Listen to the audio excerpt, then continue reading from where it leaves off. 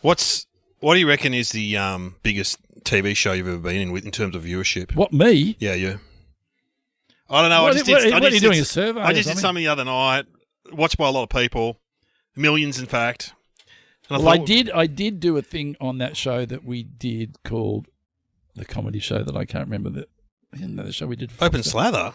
I did a sketch on there as a policeman that got liked by something other and millions of people. I wrote that sketch. Is that with a cop where you pull someone over and you go, "Excuse me, would you like to? Yes. We're testing for marijuana, or we're testing for." Apparently, someone who had a big following put it on their thing, and it went to millions. No, I'm talking about traditional TV. I'm not talking about the internet. Okay. Well, surely the Kath and Kim reunion. Okay, well, you asked me now. You're answering my.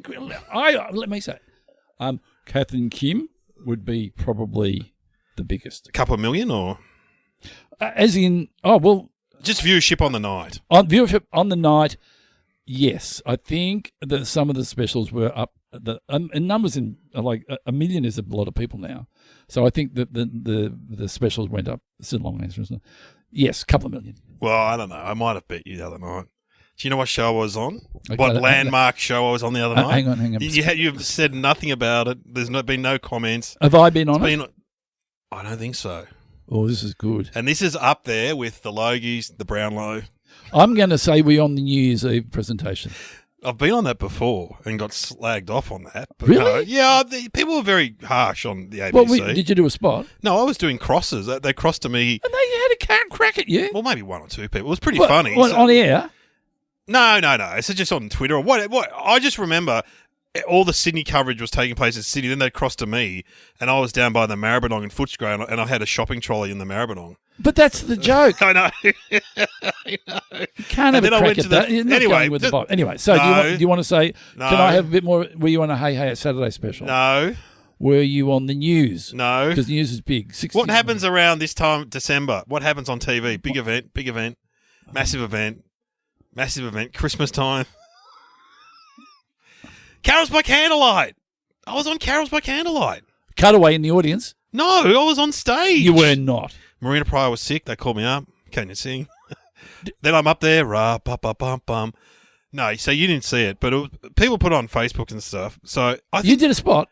Yeah, they told me, the guy that got me to do it for free. It's for charity, Glenn. It's for charity. Oh, no one gets paid? No one gets paid. I can't believe that. You get to put... Someone told me Santa gets paid. True story. Santa's doing it wrong.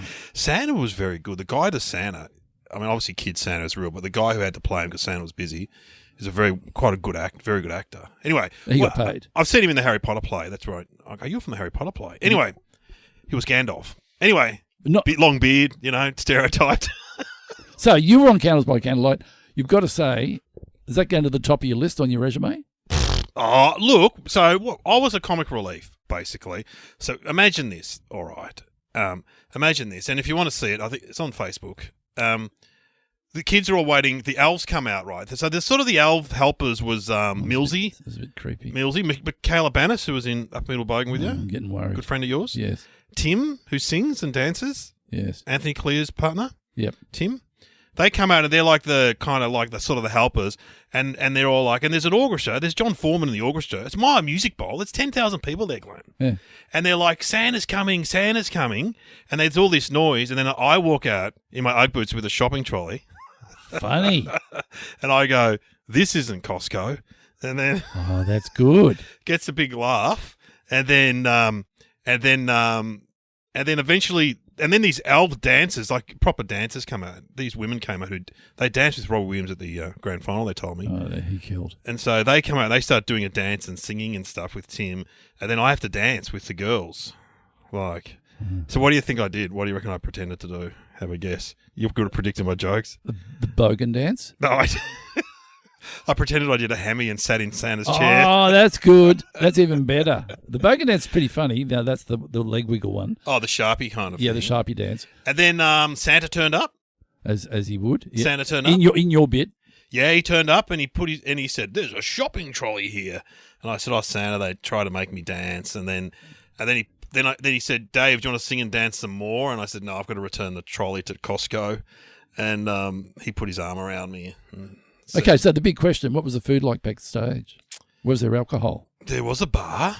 There was a bar. There was a bar, and you'd be sitting there, and so I had to get my makeup done, and then, which I resisted, of course, and they said, no, you've got to get it done. You're a bit pasty otherwise. Yeah, a bit shiny. And I'm sitting next to Marina Pryor's sitting next to me. And what was she having? Sausage roll? No, she was in the makeup chair. Oh, sorry. I'm mixed up. So she was in the makeup chair, and you said, I'll have what she's having. Make me look like Marina Pryor. Marina Pryor's there. Marina Pryor asked about my brother Trevor because she auditioned for Trevor's band in the 70s. Wow. Marina Pryor came around to our house in the 70s. Oh, no. Yeah, and auditioned. She goes, how's your brother Trevor? I'm like, oh, my God, you remember that? Because we talk, it's like family folklore. She came around to your house, and were you there when she was singing? I don't remember it, but I may have been in the house. But she auditioned, and Trevor said, you can't sing. But, well, you can't. But then she ended up pashing one. She went out with one of them. Oh, this is all. Oh, I'm reading her book. So anyway, and then of course, here come my kids back from their walk. Here come the kids. I will. Hi there. Hang on. I'll just organise them. Okay, we've organised the kids. The kids are back. I pulled some garden furniture out. They've had a scone at the Such good lighthouse. kids. Such good kids. Well, they're older now. The little kids are harder, I think. They're teenagers. I remember them when they came a few years ago to the podcast. And they sat quietly reading their books. They did. That's right. Sure, they'd broken into a couple of cars in the meantime. I give them all a bong each in the car to calm them down. It's a bit hectic. Why don't you just have it? You'll feel better. You'll feel better. No, so the thing is, and so with the Cars by Candlelight, the thing is though that Costco is kind of controversial because you know what happened with Costco? They had those bags of spinach. They had to recall. Was that them? Yep. So Costco had these bags of spinach that they had to recall because they were infected by a weed which is making people trip. Yeah. And give hallucinations and stuff. And you brought with some with you. Well, what happened? Santa put his arm around me, and I've already mentioned Costco. He goes, David, it's not how you spend Christmas, it's who you spend it with, or something like that. And I said, I mean, I'm not feeling good. I just had a bag of spinach. Would it killed? Did it kill? Yeah, it got a bit of a laugh, yeah. And out. Then that's it. Then I wheeled off my trolley. Oh, look, look. Not many comedians have Carols by Candlelight on there. Yeah, and I can honestly say I haven't been on Carols by Candlelight. Yeah. Kath and Kim may have. It's a classic kind of thing where Cal and Kath may have. Yeah, they went and saw Boz Skaggs in the rain with their new neighbours, which was Jeffrey Rush and his wife, and they sang along with Boz. But I did do a stand-up gig at the Sydney Mile Music Bowl. You did, didn't you? For Triple M. Is it with Michael Bublé? You filmed Michael Bublé? Was he? Well, it was meant to be there, but that was somewhere else. We shot that in studio and then we cut it into to look like it was at the Sydney Mile Music Bowl. But no, I was asked. This is back in the day when you're first starting out. You'll do any gig, and so when Triple M asks you to do a gig at the Sydney Mile Music Bowl, you go, of course. But is there any worse gig than stand up in between terrible rock acts? No. So I came out and the guy, I can't remember his name, but his introduction went something like this. Do you want to see John Farnham? Yeah. Do you want to see AC/DC? Yeah. Do you want to see Split Enz?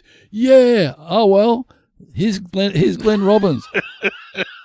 He was such an asshole. Yeah. Anyway, so I come on and I'm doing my little jokes about aeroplanes and why do you have to put the tray table down when the plane lands, blah, blah, blah, blah.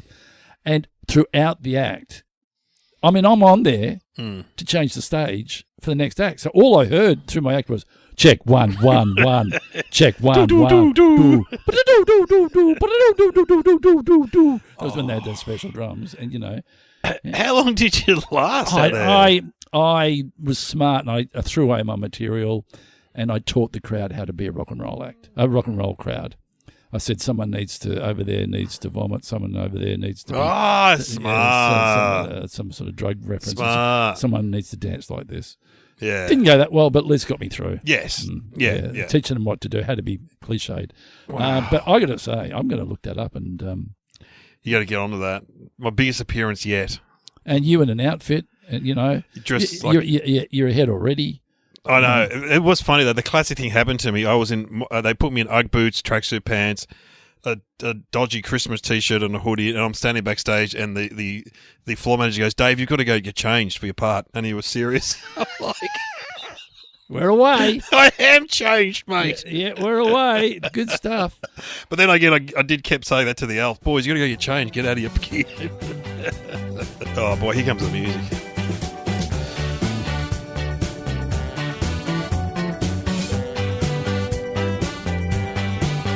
Welcome to Somehow Related Now. Please welcome your hosts Glenn Robbins and Dave O'Neill.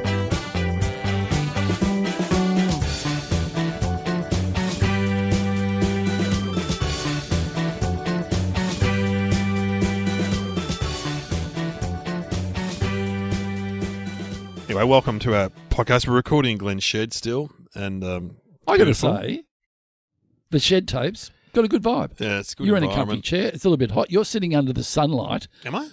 Meaning, no, the shed has a sun. The sun. What do you call that thing? Yeah, it's like a thing. It's It's a like thing that allows the sun in. Yeah. In here, it's usually about five degrees hotter than outside. Nice. So we're cranking it in. You want to know how Like it a is? sauna. I've got No, your we're thermometer. coming in at 28. Yeah, it feels about 28. So if you're listening to this in winter, it's a beautiful 28 degrees down here in Glenn's shed. Oh. And Dave's got his Coke and Hawaiian shirt. his Hawaiian shirt, his shorts on. I'm leaning back in my chair. And It's all happening. yeah, and I can't go for a swim a bit later because I had an operation during the week. Yeah, that's annoying. I had a culture taken off my back. Culture. Oh, what do you call it? No, biopsy, Biopsy. You have the culture on your back. not culture. Living culture. Well, Um, so that means I can't swim, and I'm at the beach. Yeah, that'd annoy you. 'Cause Yeah. You love the ocean. So normally what we do in this section is we have a funny bit, then we play the music. Music's already been played. Is it? Yeah. Yeah, I I've got welcome. to read the running sheet. Now we get the topics. Let's get the topics. Do we get topics now, do we? Okay, yeah. All yeah. right. Thanks, Sam. David Bowie and Scouts. Oh, I Oh. object. I object. Two of my favourite things. Well, if ever you could say two of your favourite things, it would be that. I object. What is Sam doing? You were a A queen? scout. You were a No, rover? I was a rover. I wasn't a Queen Scout. Queen Scout, you got to do a lot of work, I think. A lot of studying. I don't know. And you would be, I mean, you know everything about rock and roll because you've been on Specs and Specs 67 times. Yeah, but I'm not. 67 I was never a huge Bowie fan, but I do like him now. But as a kid, my theory is, growing up, that my brothers, older brothers, because I didn't have any sisters, I think girls loved David Bowie in the 70s. But Do you reckon? he did the dress up. And he was, what did we call it? He was He was a bit sort male of, feminine. yeah, he was. He was like Androgynous. androgynous. Yes. And so when I grew up, my older brothers had, Kiss and AC/DC and, stuff like that. We didn't have Bowie albums. And then when I was right into music, it was the Let's Dance China Girl Yep, stage, which was a yep, bit daggier. Yep. And he toured and stuff. I didn't go to that Moonlight tour. I've never seen him. Yeah, I mean, obviously you know he was- me. I was listening to surf music, and so Yeah, I but never Bowie. But when you go back to that 70s, early 80s, it's fantastic. Oh, the music's fantastic. There's a new documentary out that's meant it's to with be the- visually brilliant. Yes. So we watched some movie with the kids where one of the kids in the movie was into Bowie, and then we just started playing all the songs like Life on Mars, and he's got so many good songs. Okay, what are the big songs? Heroes, We Can Be Heroes, Young Americans, Starman, Young Americans. Rebel. That's a great song. Ground Control to Major Tom. Let's good. dance. Yeah, I'm not a big fan of Let's Dance. Fashion. Ooh, Turn to the fashion. left, then to the right. See, China Girl, if you went on the Imperfects and played that, they'd cut that out too. Have you just, little China Girl. No, I love that earlier stuff, yeah. John, We're Only Dancing. John, We're Only Dancing. Don't know that one. Oh, that's a very early one. But he had he enjoyed speaking through a character. Yes. I think he was quite insecure Yeah. in terms of being himself. I think Yeah. were they right in saying that? But gee, he wrote incredible lyrics, and his Yeah. performances were so. I don't know, The music was good. you know, when people say to me, "Who's the most famous person you've ever met?" Yeah. I change it to, of course, "Who's the most famous person that's ever got to meet you?" Yeah, they met you. Guess who So it is? you've met David Bowie. He got to meet me. Yes, You I- met David Bowie. Yes. And you know Wow. the thing that strikes you the most? Quite short. Oh, is he Because short? as you know, I'm what am I, 6'4", 6'5"? No, not. I wouldn't say quite, but shortish, shorter than you think. Yeah. and has different coloured eyes. Which was a childhood accident or I something? think his brother or a good friend whacked him in the eye, and it changed the colour of his eyes. That's bizarre. Whereas I think with Shane Warne, he was born like that. I think some people you can be born with. So is it blue and green in his eyes or What colour are yours? hazel? I reckon it was hazel and blue. Wow. Yeah, I mean, I leant in. Where'd you meet him? Where did he meet me? Yeah, sorry. I met him backstage at Kooyong. Why was I there? I don't know. I was doing a Triple M radio show. And he was on tour? Why was he there? But he went. He came. Probably through, played Kooyong. He probably played Kooyong then, and that would have been early 90s. Yeah. There were concerts at Kooyong. Yeah, but why was he there during the day? And he came through the tent and met everyone. Delightful to meet. Absolutely delightful. Hang on, was the tennis on or was the... I think there must have been. I don't remember why we were there, but he just walked through. We're going to meet David Bowie, and he went down the line and shook everyone's hand, looked him in the eye, and Wow. and I said, I don't know that much of your work, but I'm happy to look into it. You said ground control to Major Tom. So what were the characters' names? Ziggy Stardust? Oh, Ziggy Play Guitar. That's a great song too. Ziggy Play Guitar. I'm just going to sing them all. Thin White Duke, was that one? The Thin White Duke, yes. But then he went through the tin drum stage. What you're not a big fan of? No. I don't think many people were. Did you know that he... Oh, why was I reading this? He was one of the people that was offered James Bond. Wow, because he's quite good looking. Oh, very good looking. David Bowie. He's striking looking. I'm still getting over that he was short because he looks. But hang on, he's skinny. maybe I've got that wrong. No, because he's skinny, he looks tall. Maybe he looked smaller because he was quite delicate. Yes. And he also turned down a knighthood. Why would he do that? Anti-royal, probably. Probably. Can happen. Yeah. Oh, I do love David Bowie. And is that his real name? No, I don't think it is. It's Davey. Oh, I remember what it is. What is it? David. He was David Jones, Yes. which was the guy for the Monkees. Davy Jones. Davy Jones, yeah. So there couldn't be two Davy Jones. So And his son's a director the director's called Duncan Jones. And he directed that, if you're into any sort of sci-fi, he directed a great movie called Moon, which is about a guy on the moon. Oh, really? Mining stuff. Yeah, it's great. Did a very good job. So was it him? I'm mixing him up with George Harrison. Did he fund any movies? Was he in any movies? Yeah, he's been in a few movies, but I don't know if he funded some. George Harrison did. Oh, he did all the Python stuff, He did didn't the he? Python, that's right. Yeah. He was in a few movies. I can't remember which ones. But what else do we know about David Bowie? David. He did that Dancing on the Street with Mick Jagger. That was him, wasn't it? Yeah. And with, Yes. Dancing in the Streets. And he was in. Oh no, he was in The Office. Or no, was it Extras? Or Oh, he was great in Extras. was it Extras? Yes, and he sang the song Little about fat Ricky man. Gervais. Little fat man. He was great because, yeah, obviously any of those guys from that generation, like Ricky Gervais, they all love Bowie. So Yeah, because he was. Yeah, was the he was king. very much of that time, and you can see when you look at Gervais's, because Gervais was. he was in a singer. band too. I could be wrong, but I sense there was some influence there. Pretend Bowie. to the style of the music. David Bowie's music was instrumental in new wave music and stuff too. So he was one of the ones who, And of course, he passed away tragically in sad. 2016. Yeah. I can't remember what it was from. Cancer, wasn't it? It was cancer. And he wouldn't have been that old. No. He would have been He wouldn't have been early 70. 70s. Do you reckon? Late 60s? Oh, such a big loss. Anyway, well, let's do Scouts. Oh God, you pretended to say that like you weren't fascinated. Baden Powell. Okay, so Be prepared. Baden Powell, he's the number one. He founded Scouts in South Africa. That's right. Did he? Yeah. Is he South African? My dad went to Baden Powell's grave in South Africa to pay tribute to the great man. Yeah. You can go to his grave. And it was a boys' movement. It was a boys' movement. Adolf Hitler really admired it. He used to chat to Baden. No. Yeah. That's where then Baden cut off all ties once he realised that Adolf was a bit nutsy, incredibly nutsy. And so, because, Adolf Hitler started Hitler Youth and he modelled off Scouts, like Scouts was the thing. But yeah, Baden Powell started Scouts as a youth movement. And then when did it come to the girls? Well, Girl Guides was separate, which was, I think, started... I had nothing to do with Baden Powell. No, I think was it his sister or someone? I can't remember. But girls can join Scouts these days. So But girls can go along to the boys? These days, yes. Back in our day, no way. No, it was separate. It was Boy Scouts and Girl Guides. If girls walked in the room, it would just be, Yeah, but then girls could join Venturers, which was 15 to 18-year-olds, because that's when I was a scout too. Okay, I'm going to test you. Scout oath. Dib. No, that's Cubs. Dib, dib, dib. I promise to do my promise best to do my duty, my duty to God and the Queen, to help other people and to keep us cub law. I don't know the scout.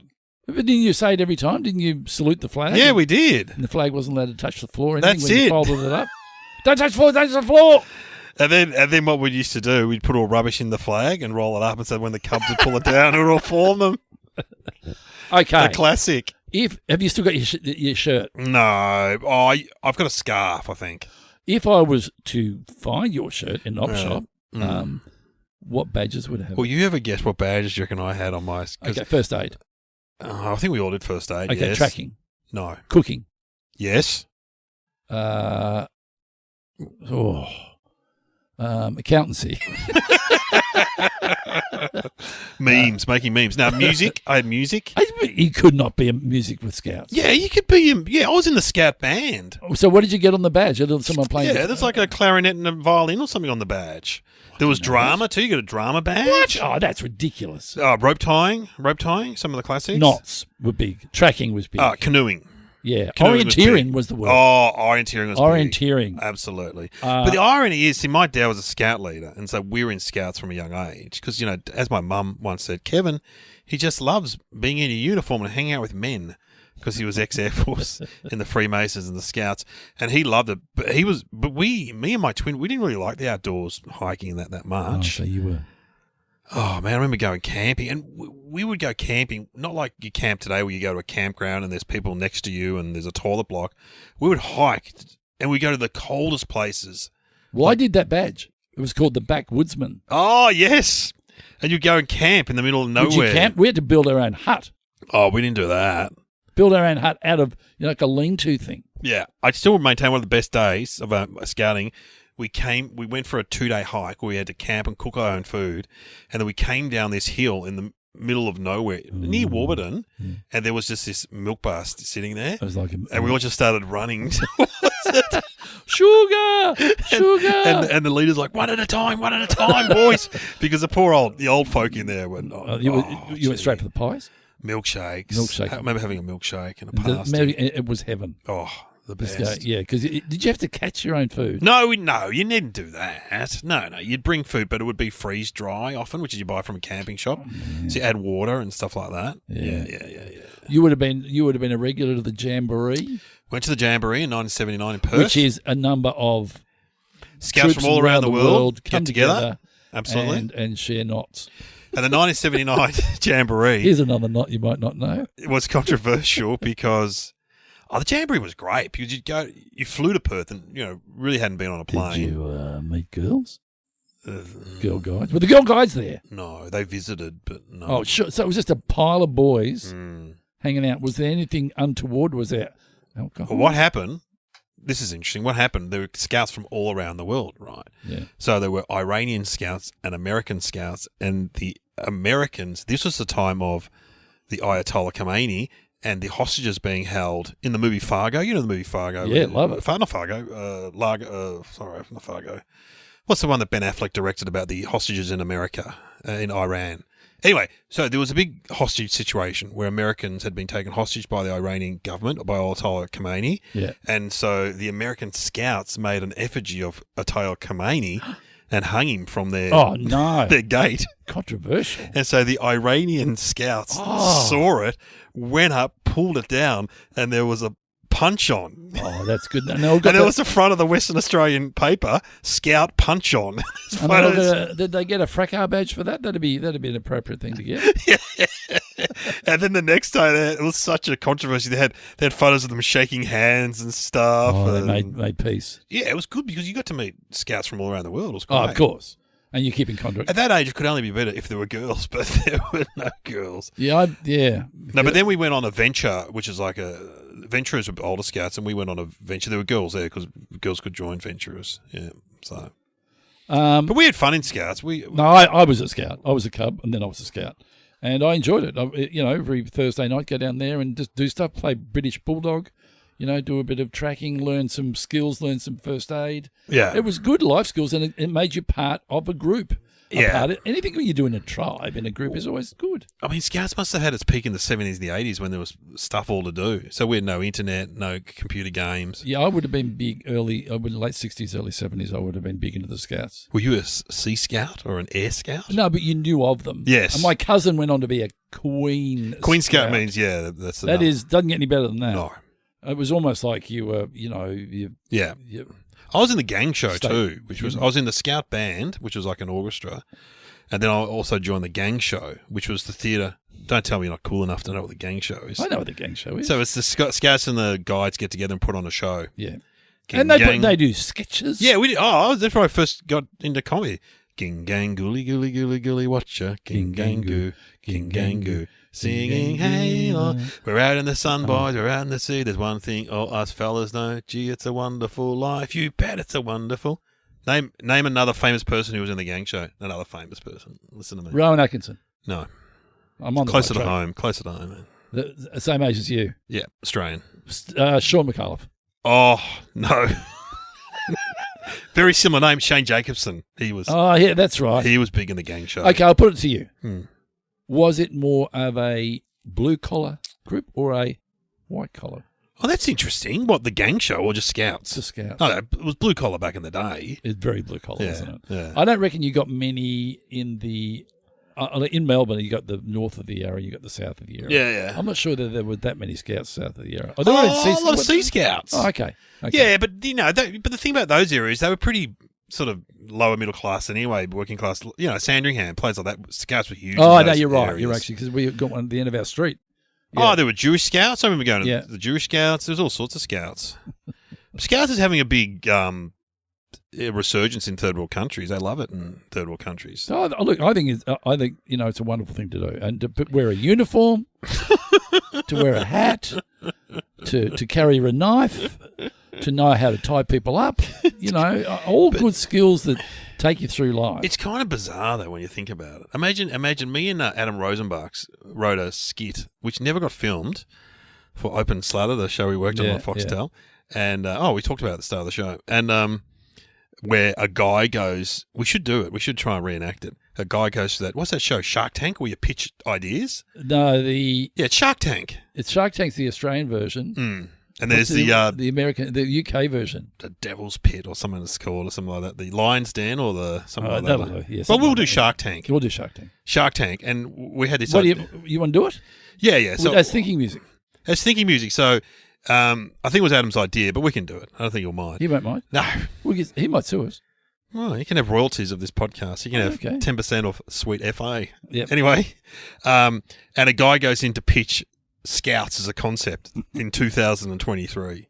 I really want to know what that is, what the name of that show. Lion's Den? Or just ask Sam. Sam, what is the name of the British version of Shark Tank? Dragon's Den. Of course, I would never have remembered. But it's got an Irish guy in there. It's got the old lady. It's got the guy that's quite pleased with himself. But they're British and English, and so we do this now. Yeah, we'll do. Have we finished? We've finished. We've done. Yeah, Scouts, I think we've done it on Scouts. I'm just reading the rundown. Do Scouts. Okay, so will you be the guy pitching? I'll be pitching it. I will do my. You'll be the variety of people. I'll try to be all the different voices, and I'll try to ask questions in different voices. But bear with me. Okay, so you Sam, sort of introduce it and go, "Welcome to Shark Tank." Our next person is David. Come in, David. Okay, so we come back from the break. Yeah, okay, I'm the guy that stands there. Yeah. So we'll have some music, Sam, and then we'll come into the start of the show.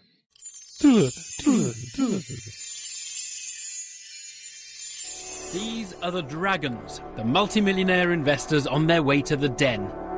There tonight, they will make or break the dreams of dozens of budding entrepreneurs and inventors.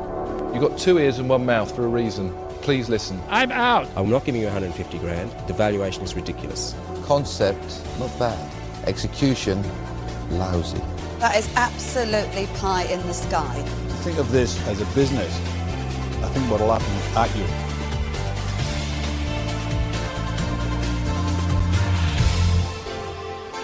Now we have a gentleman called David who has a very interesting idea called Boy Scouts.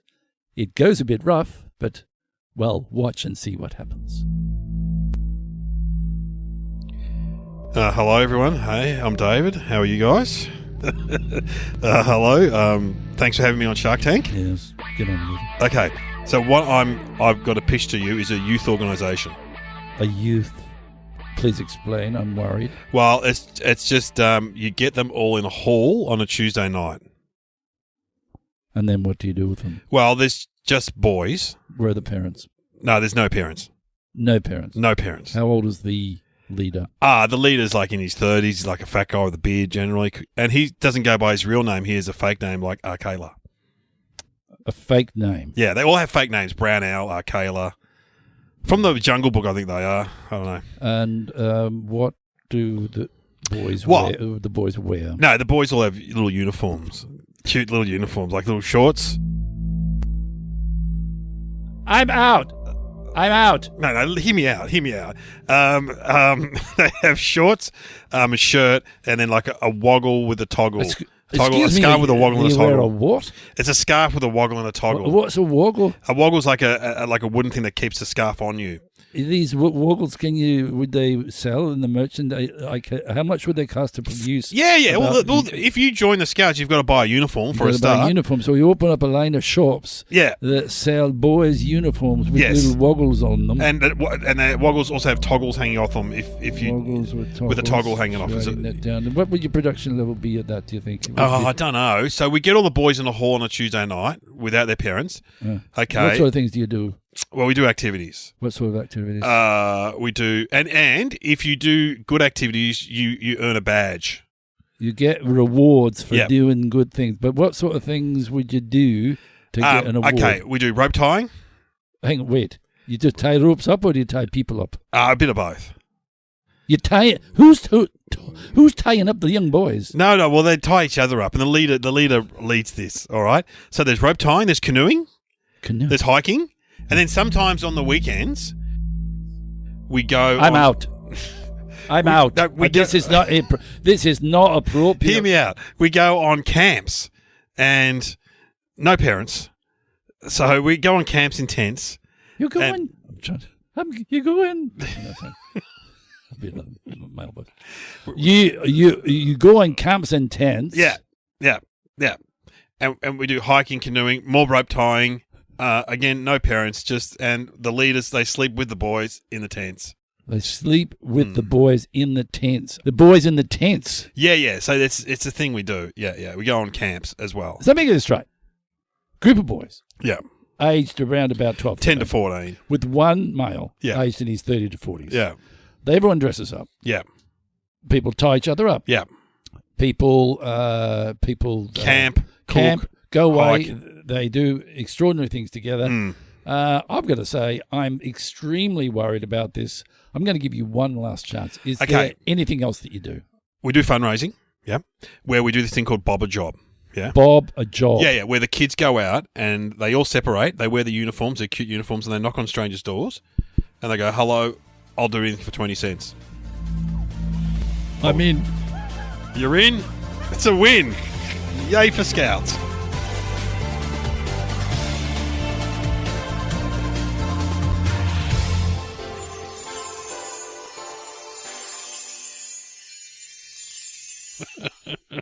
Wow, there we go. Wow, look, on paper, sure, Baden Powell, nice idea. In reality, a bit weird. A bit weird, but when you talk about it like that, it would never get up, would it? No, not these days. Anyway, it's the uniform that was the damning thing. The uniform, parents, no girls. But anyway, Bob a Job. That sounds like fun. Oh yeah, I remember Bob a Job. God. I did Bob a Job. Oh, washing cars, mowing lawns with the big ones. What's the joke I used to do about that? Yeah, you send boys out in the community, basically what we just said, and then my punchline used to do, Baden Powell said, "Be prepared." Yeah, for what? Because that was the motto, wasn't "Be prepared"? Not a bad motto for life, really. Yeah. Be prepared. But as Sam Pang reminds me, in the movie You and Your Stupid Mate, which I wrote with Mark O'Toole, I play a scout leader in it. I play Kayla, the scout leader. You would be top of the list on. It's a very small role in this movie, but I say be prepared, and one of the scouts goes, "For what?" And I go, "I don't know. Baden Powell never said." Sam Pang reminds me that it's a very funny line. Be prepared. For what? I don't know. Baden Powell never said. Okay, let's have a guess. I'll have a guess. David Bowie. He was a scout leader. Yeah, it's got to be a scout leader. I think scout. There was a David Bowie badge. You could do a David Bowie badge. How cool! I think David Bowie donated a large amount of his income. He wrote a song about the Scouts. Oh, and all the money went to the Scouts. Cool. Yeah. What is the answer, Sam? David Bowie's first public musical performance was at a Scout camp on the Isle of Wight in 1958. Wow. Well, this is something me and David Bowie have got in common.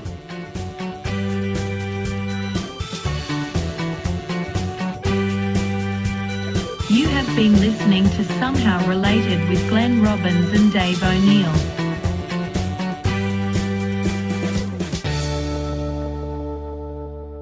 When I was in a band, the first ever gig we did was in a girl guide hall for guides. That's the first what you ever did? Live gig. Captain Coco? Yeah. For guides at Croydon Guide Hall. Oh. So and how did they respond? Yeah, they were great. They were dancing and stuff. I mean, they were about 12 and 14, you know, like they've probably never seen a band. Oh, God, well, you got to say, I mean, it's a pretty good place to... Yeah. We had a few scout halls and guide halls back in the day, but Bowie... Was it on you gone? On the resume, I don't think so. No. Yeah, so Bowie would have got up and just gone, and it changed his life. Yeah. Because he realised he had I wonder if it was Ziggy Stardust he was doing it as, because that wouldn't go down that well. No. Oh, you never know. It's a very gang show to dress up as a woman, though, kind of, to be a bit androgynous. The gang show, you're always dressing up. The gang show used to do skits where grown men would dress in nappies and do babies and stuff, and it's very weird when you think about it now. The only one I remember was when there was someone standing on stage alone looking up, and then someone else walks out and goes, I wonder what he's looking at. And then 2 people are looking up. Then 3 people are looking up. Then, do you know where it's going? No. Then 10 people are all standing looking up, wondering what's up there. And then number 1 guy walks off and goes, no, I've just got a stiff neck. Classic. Well, the other one we used to do in Scouts when they put on a concert, you have to put on the skits. Yeah. And so they have they've got a guy with a blanket over his head, right? Yeah. And then a guy gets up like a ringmaster and goes, this is the ugliest man in the world under this blanket. If you put your head under the blanket and have a look, it'll shock you. And so the first kid goes up. It's all set up. The first kid is acting, puts his head under the blanket and screams and runs off. Yeah. And then, okay, anyone else? A second kid, again, a kid acting, gets up, puts his head under the blanket, screams and runs off. And then they say, and it's very cruel, anyone from the crowd want to have a go? And so they always pick some poor kid, some unfortunate kid, goes up, puts his head under the blanket. Then the ugly guy screams and runs off. Leaves him under there. Taking you one way, flips it and goes Switcheroo, another way. Glenn. Switcheroo. Oh, and the audiences go, we're in on that. We love it. That's called hazing and bullying these days. But back in those days, we call that good old-fashioned fun, Glenn. Good old-fashioned fun. And, sure, he's scarred for life and he needs therapy now. Be prepared, Baden Powell said. Be prepared. For what? Yeah, and tie a reef knot. The reef knot. Right over left and left over right. Yes. Pull it, and if it doesn't look like a weird knot you can't undo, it's a reef knot. It's a reef knot. But right over left, then you forget, and then right and then left bowline. Oh, you're good. Around the pole, around the fox goes around the tree, and then goes back down the hole or something like that. As long as you can get out of it when the scout leader ties you up, you'll be able to get out.